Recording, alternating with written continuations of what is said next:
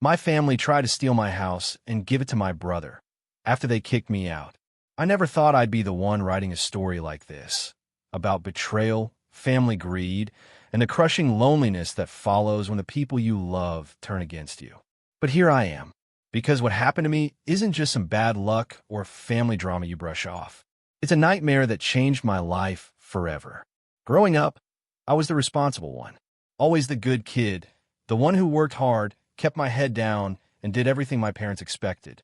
I went to college, got a steady job, and bought my own house when I was 27. It wasn't a mansion, but it was mine, a place I could finally call home after years of struggling. My parents? They were proud of me. At least that's what I thought. My brother, Jake, was always the wild one. Dropped out of school, bounced between jobs, got into trouble more times than I could count. But somehow he always managed to charm everyone, including mom and dad. They spoiled him, even when he didn't deserve it. For years, I stayed out of their drama. I sent money home when I could, checked in regularly, but never asked for much. I wanted to build my own life, separate from their chaos. Then, 3 years ago, everything changed. It started small. A phone call from mom asking if I could help out Jake again. He was behind on rent, needed a loan for his car, had problems with his girlfriend. Each time, I said yes, thinking I was doing the right thing. But then the calls stopped coming from mom. Instead, I heard whispers from other family members. Why does he keep giving you a hard time? Maybe you should just let Jake have the house. I laughed it off, until the day I came home to find a letter taped to my door. It was from my parents' lawyer.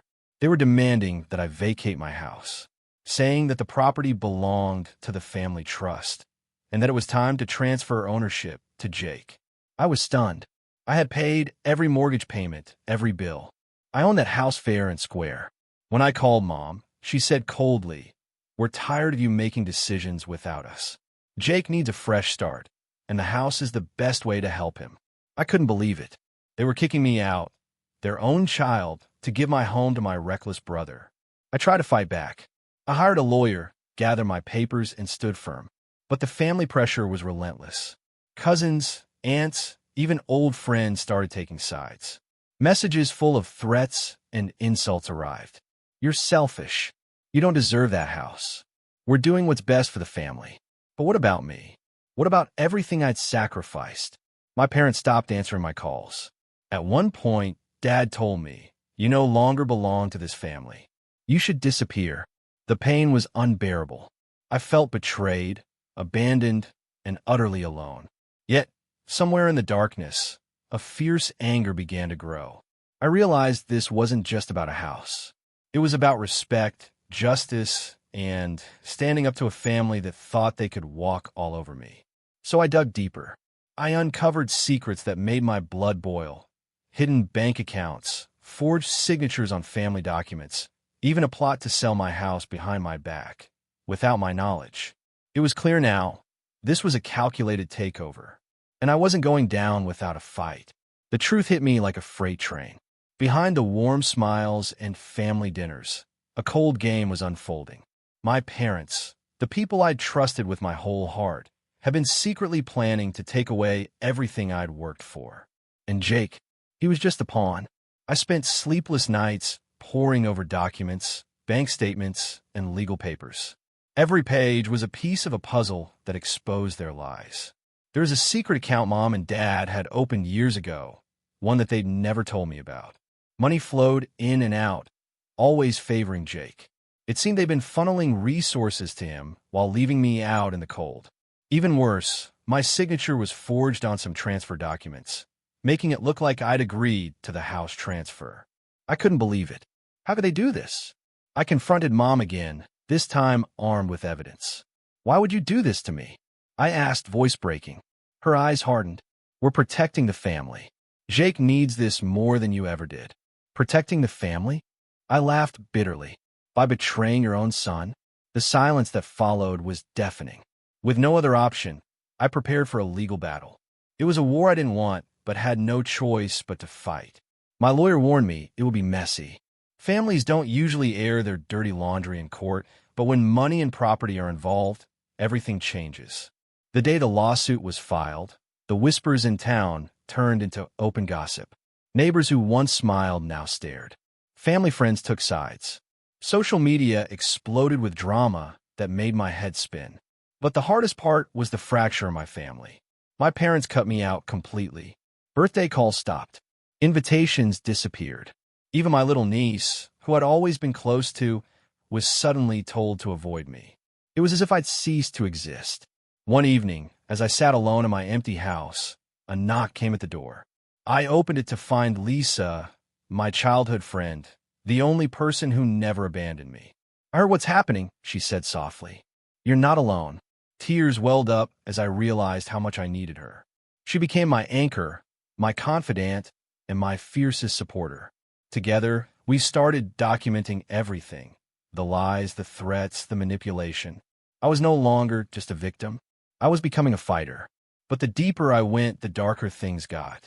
Jake's name kept popping up in stories I hadn't heard. Rumors of shady deals, dangerous associates, even criminal activity. At first, I thought it was just gossip. But then Lisa uncovered a police report from a year ago. Jake was involved in a serious case, one Mom and Dad had hidden from me. I confronted Jake directly, recording every word. "Why are you doing this to me?" I demanded. He sneered. "Because you always had everything handed to you. This is my turn." It was a cold betrayal, but I wasn't broken yet. My heart was a storm of grief and rage, but one thing was clear: I was going to take my life back. This wasn't just a fight for a house. It was a battle for my identity, my dignity, and my future. The war was only beginning. The courtroom felt like a battlefield. Cold, silent, and merciless. As I stepped into it for the first hearing, I realized how much I was really up against. Not just my family, but a system that often favors money and connections over truth and fairness. Mom and Dad sat across from me, faces tight and unyielding. Jake looked smug, as if this whole thing was some game he was already winning. My lawyer whispered, "Stay calm. We have solid evidence, but family cases can get ugly." I nodded, heart pounding. The judge called the session to order, and the room quieted. Our lawyer presented the forged documents first, highlighting the discrepancies. Then came the secret bank accounts and a timeline showing the financial favors given to Jake over the years. I watched my parents' faces shift from confident to pale as the truth spilled out. But then, their lawyer countered with character attacks against me, painting me as the selfish, ungrateful child who was trying to steal from the family. It stung, but I refused to let it break me. Days turned into weeks as the legal drama unfolded. The media caught wind of the case, and suddenly, strangers were sending messages of support and hate. "Family fights shouldn't be public," one message said. "Good riddance," another read. The emotional toll was brutal. I lost sleep, lost friends, and at times I wondered if I had the strength to keep fighting.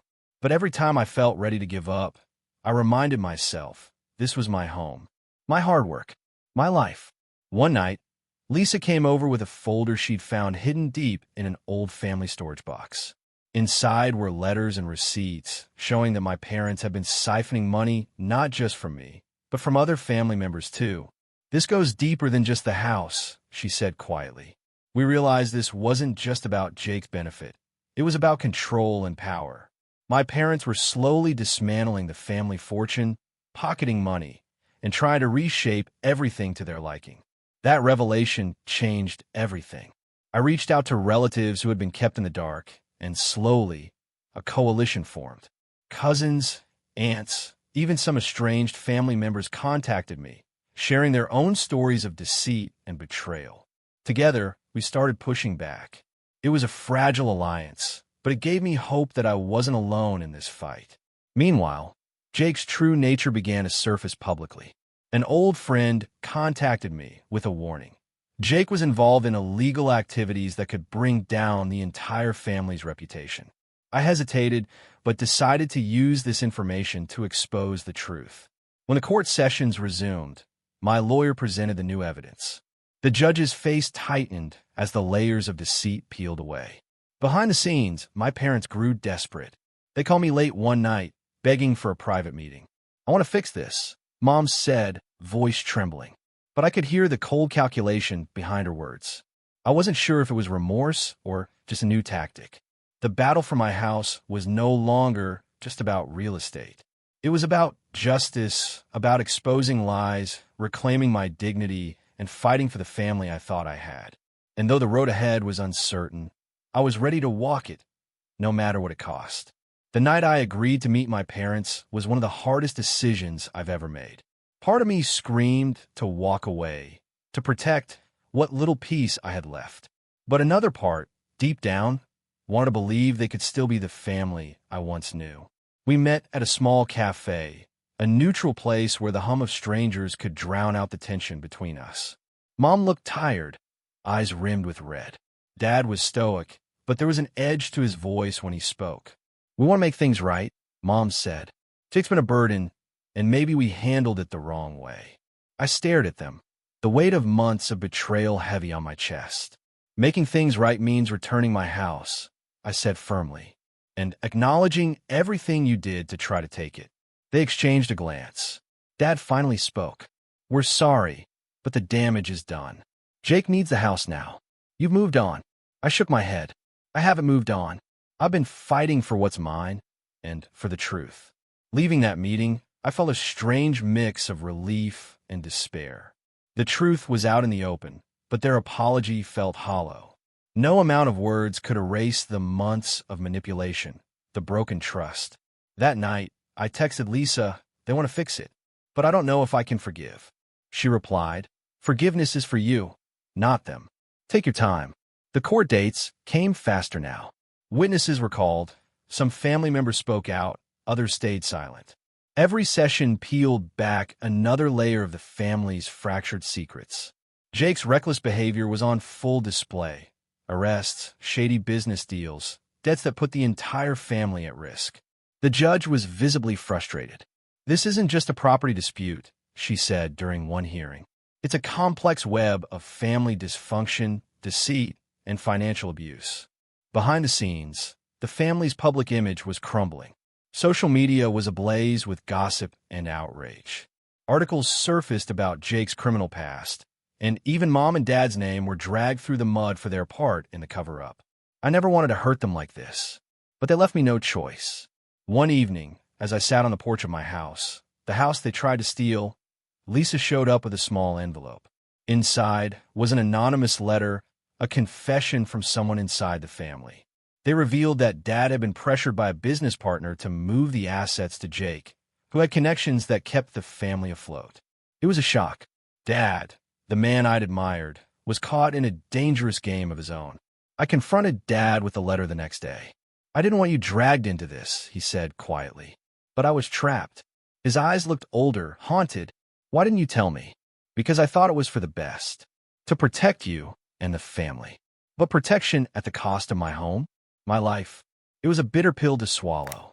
The truth was messy. None of us were perfect. But in that moment, I realized the fight wasn't just against them. It was against the cycle of lies and silence that had haunted us all for years. The road to healing would be long, but I was ready to face it head-on.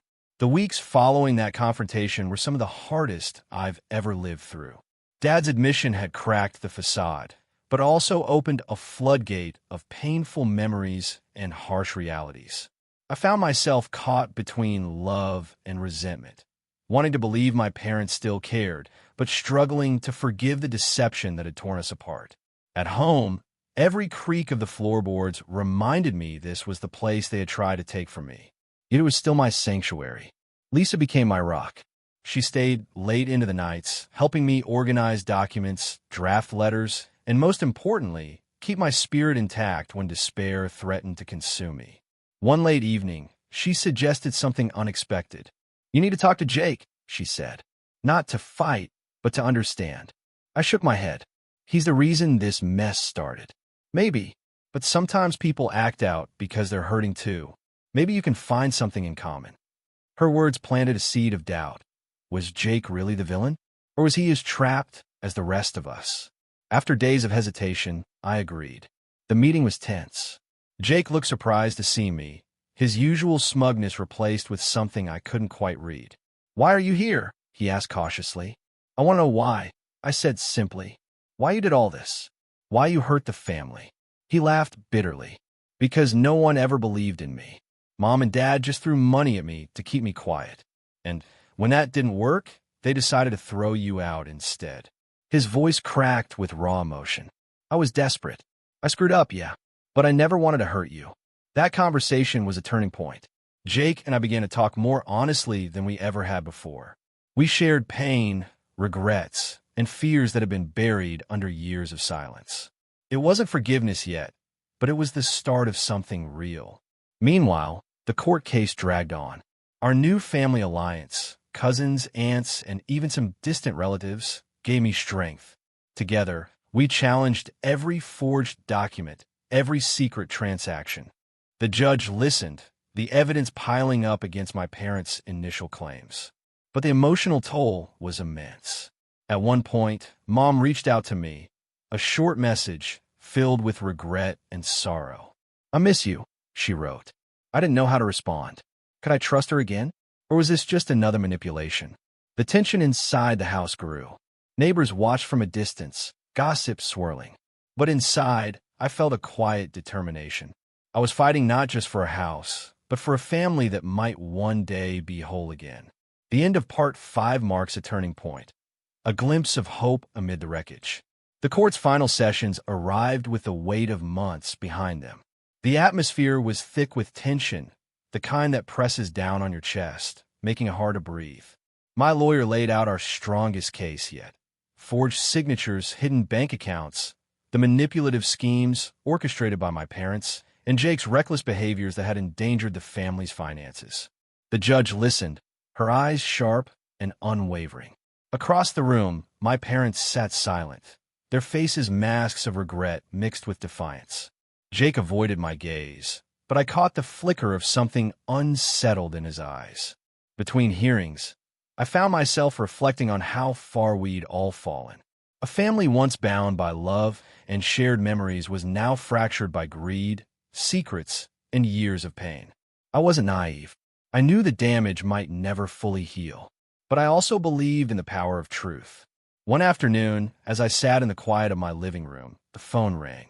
It was my niece, Emma, a little girl I adored and had fought hard to stay connected with. "Uncle, can we come visit?" she asked shyly. The simple request broke through the walls I'd built.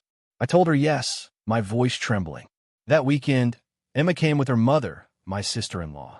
For the first time in a long while, I saw a glimpse of the family I once had. Emma's laughter filled the rooms, a reminder of innocence untouched by the bitterness around us. I realized then that, no matter what happened, protecting those moments was worth fighting for. The trial concluded with a ruling that surprised many. The judge ruled that I retained full ownership of the house. The forged documents were voided. The secret bank accounts were ordered frozen pending further investigation. Jake was ordered to repay part of the debts he had accrued. It was a victory, but it came with a cost. The relationships I once cherished were strained beyond repair. After the ruling, Mom and Dad sent a message that cut deeper than any courtroom verdict. They said I was selfish for tearing the family apart, and that I should accept the consequences of my actions. I felt a wave of sadness and anger, but I also felt free. With the support of Lisa, my new family allies, and the friends who stood by me, I began rebuilding my life. The house was more than a place.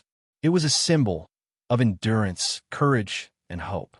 And though the scars ran deep, I knew this was only the beginning of a new chapter. In the weeks after the court's decision, silence settled over my family like a heavy fog. Calls stopped. Messages went unanswered. The home that once echoed with the chaos of arguments and laughter now felt eerily quiet, a place marked by absence as much as presence. But despite the loneliness, I felt something I hadn't in a long time: control. I was no longer a victim trapped in their schemes. This was my life again.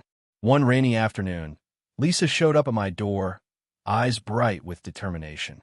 "I've been digging," she said, holding a thick envelope. "There's more to this than just the house." Inside were documents linking my parents to a shadowy network of real estate deals, properties bought and sold under fake names, money laundering, and more. "It's risky," Lisa warned. "If you expose this, things could get dangerous." For a moment, I hesitated. But then I thought of everything I'd endured, the betrayal, the threats, the endless nights of fear. I wasn't afraid anymore. The next day, we contacted a trusted journalist with the evidence. Together, we planned to expose the full extent of my parents' corruption. Within days, the story hit the news. Headlines screamed about family betrayal, fraud, and a community shaken to its core. My parents' carefully constructed image crumbled. The backlash was swift. They were investigated by authorities, and assets were frozen. But more than that, their relationships were shattered. Friends turned away, neighbors whispered, and even Jake disappeared. No one knew where. Meanwhile, I started receiving unexpected support from distant relatives I'd never met. They reached out, offering help, understanding, and stories of their own battles against the same toxic legacy. For the first time, family felt like something I could choose, not just the people I was born to. Through it all, my bond with Jake remained complicated. Months after his disappearance, he sent a letter. He admitted mistakes, apologized for the pain, and asked for a chance to make things right.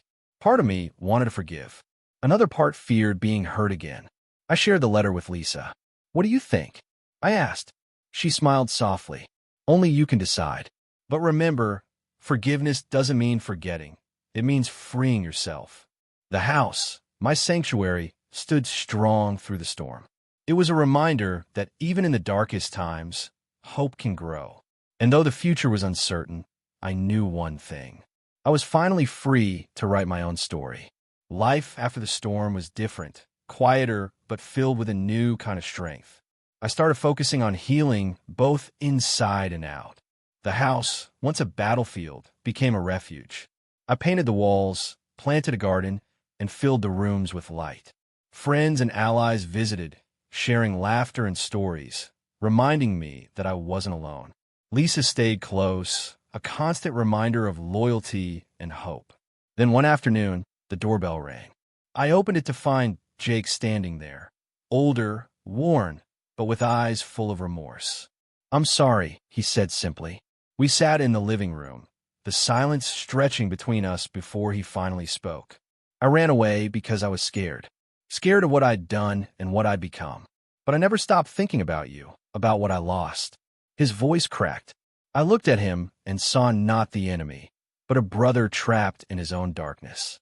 Over the next months, Jake and I worked to rebuild what was broken. It wasn't easy. Trust had to be earned again, piece by piece. He sought help, attending therapy and working odd jobs. I helped where I could, but kept firm boundaries. Our family story was no longer about betrayal and greed. It was about fragile hope and the possibility of redemption. Meanwhile, the fallout from my parents continued. Legal battles, public shame, and isolation took their toll. I heard through the grapevine that Mom and Dad had left town, disappearing from everyone who once knew them. It was a painful ending, but maybe the one they deserved. I decided to document everything, not for revenge, but as a warning. The story of a family torn apart by secrets, lies, and greed, but also of survival and the courage to start anew. I published a blog, sharing my journey openly. Messages poured in from others who had been betrayed, abandoned, or lost. Together, we formed a community of survivors. One night, I stood on the porch, looking at the stars. For the first time in years, I felt peace. Not because everything was perfect, but because I was no longer running from the past. I was facing forward, ready for whatever came next. Just when I thought the worst was behind me, life threw another curveball. One morning, a knock on the door revealed a man in a sharp suit, an investigator representing a distant relative I'd never heard of. He held a thick folder filled with legal papers. Apparently, a great-uncle I never met had left me a significant inheritance, money and property that could secure my future. It was unexpected. Suddenly, the fight for my house felt like just the beginning. With new resources came new challenges. Some family members, the same ones who had turned their backs before, reappeared, this time claiming rights to the inheritance. The cycle threatened to start anew, greed, lies, and betrayal all over again. But this time I was ready. I hired a new legal team, more experienced and ruthless.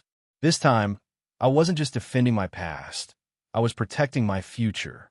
Court battles ensued, but this time, I was no longer the vulnerable victim. I was a force to be reckoned with. Jake stood by my side through it all. Our bond, though still fragile, grew stronger in the face of adversity. We became partners in rebuilding not just the family fortune, but also the family trust. Yet, amidst the chaos, I never lost sight of what truly mattered: the life I wanted to build, free from the shadows of greed and betrayal. I started volunteering at a community center, helping others caught in family conflicts. Giving back became my therapy. One evening, as I closed up the center, I received a message from Mom. She wanted to meet, to apologize again, this time sincerely. It stirred something deep inside me. Could I forgive her? Was I ready to face the past one last time? I didn't answer immediately. Some stories don't have neat endings. But I knew that whatever happened next, I was stronger than ever. The day I agreed to meet Mom felt like stepping into a storm I'd been avoiding for years. We met at a quiet park bench, the late afternoon sun casting long shadows around us. She looked older, worn by regret and time. I was wrong, she said, voice trembling. Not just about the house or Jake, but about how I treated you. I lost sight of what mattered most. Tears welled up in her eyes, and for a moment I saw the mother I once knew, fragile, flawed, but truly sorry. I told her how her choices had shattered my world, how her silence had cut deeper than any words. She listened without interrupting, the weight of guilt heavy between us. Then she asked the question I'd been dreading. Can you forgive me? Forgiveness isn't simple. It isn't a single moment, but a journey. I didn't answer immediately. Instead, I looked at her, saw her humanity, and realized I was ready to begin that journey. Yes, I said softly, but it will take time. She nodded, relief washing over her face. That meeting wasn't a miracle cure. It didn't erase the past, but it opened a door, a chance to rebuild, to heal, and to find peace. In the months that followed, I continued my work at the community center, helping families torn apart by betrayal and greed. I shared my story openly, hoping to give others strength. Jake and I grew closer, becoming not just brothers but friends. And though scars remained, they reminded me of survival, not failure. Looking back, I realized that the house was never just bricks and mortar. It was a symbol of resilience, truth, and the power of standing up for yourself. No family is perfect, but with honesty and courage, even the deepest wounds can begin to heal. I'm not the victim I once was.